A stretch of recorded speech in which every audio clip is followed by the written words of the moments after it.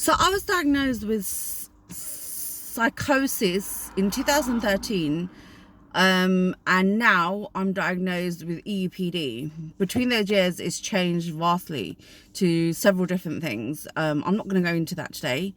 I just wanted to talk about a traumatic event that happened in my life. Well, the first traumatic event that happened in my life as a child, from the age of 0 to 12 years.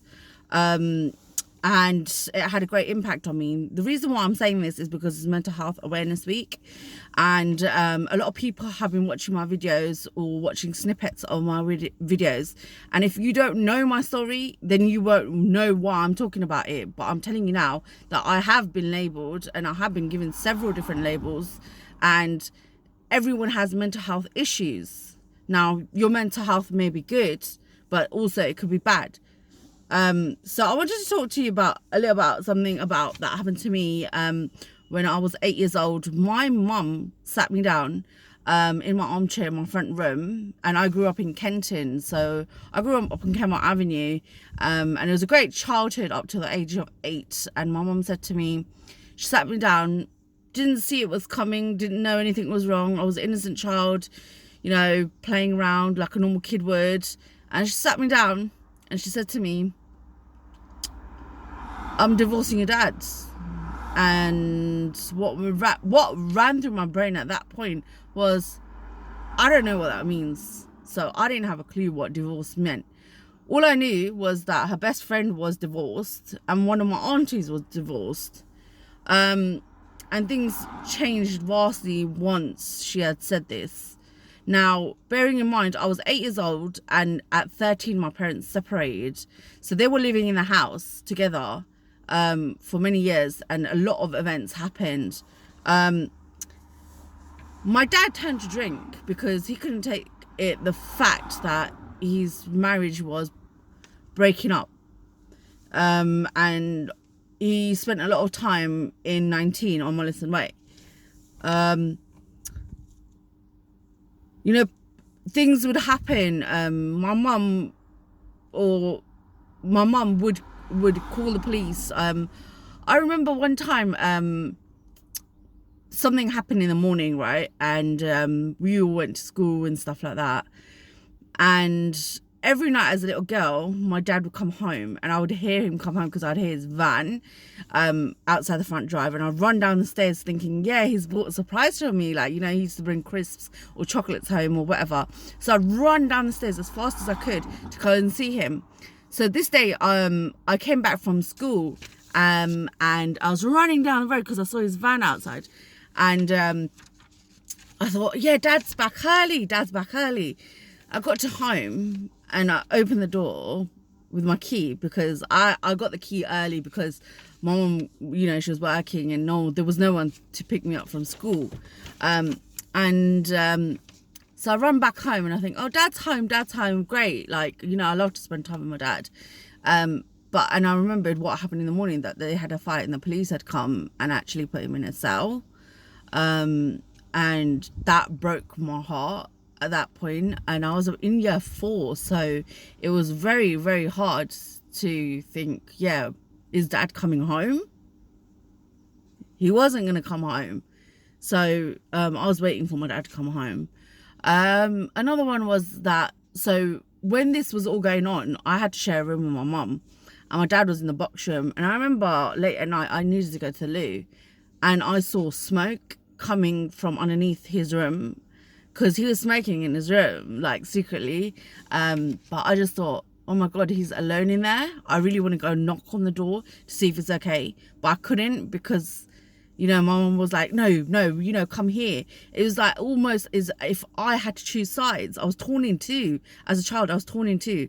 I remember walking down the road and holding both hands because I wanted them both to walk me to school. So I said, Mom, Dad, can you both walk me to school? In one hand was my dad and in one hand was my mum. And I was thinking, oh, I wish, you know, like, I wish, like, this would all go away. It's a bad dream. I'm going to wake up and it's a bad dream. It's all going to go away. And I put both their hands together, and one of them hit the others and said, oh, why are you doing that? You know? And it was hard. Yeah. I used to also get in a lot of trouble at school because I used to put chocolate spread in my sandwiches. Bearing in mind, at the age of 8, I was making my own sandwiches. So I was putting chocolate spread because I didn't know what else to do, right? So the dinner ladies would tell me off, and my grades were going downhill fast because all of this was on my mind as a kid, right? And so all of this happened, and it's just like, you know, that was one event in my life where I had a traumatic event. And to this day, I think, you know, like I see, oh, someone's at their mum's house, or, you know, someone's sitting in their mum's lap, or, you know, someone's mum's doing their hair, and I think, oh, I wish I could have that. Or I wish I could go to my dad's house and just turn up and just say, oh, let's have a cup of tea, but I can't do that. And I envy it so much. And I wish I had that, but I don't. So, yeah, that was one traumatic event in my life. The hardest thing was in the divorce was when I was put in a room with the social workers, and the social workers, and they said to me, right, you can't leave this room until you pick a person you want to stay with. So they put me in a room and they made me write on a piece of paper, after 45 minutes of sitting there, who I want to spend the rest of my life with. And I'm not going to go into all the little details of who I picked or whatever, but I wasn't allowed to leave that room at the age of about 9, 10. Bearing in mind, my dad left the house and the court hearing was when I was 13 or 12-ish. I wasn't allowed to leave that room for pee or for anything until I made a choice in the name.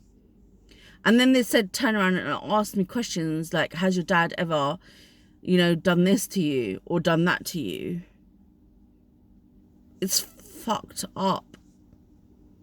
So these little traumatic events in your life, and also when I was 8, it was 1997, so it wasn't the norm for the Indian thing to do, first of all, and second of all, divorce rate in the Indian society was at a minimal.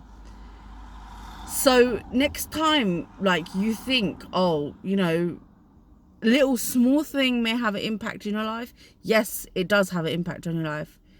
I'm just sharing a little bit with you, you know, so you understand where the roots of mental health come from, especially to those people who still think it's a taboo and think it's some sort of thing where we should hide it, and it's forbidden to talk about. In the Indian community or in the African community or around the world, it's still forbidden. So if you appreciate this video, please like it and share it. It may help others, and reach out, you know. Thank you for listening.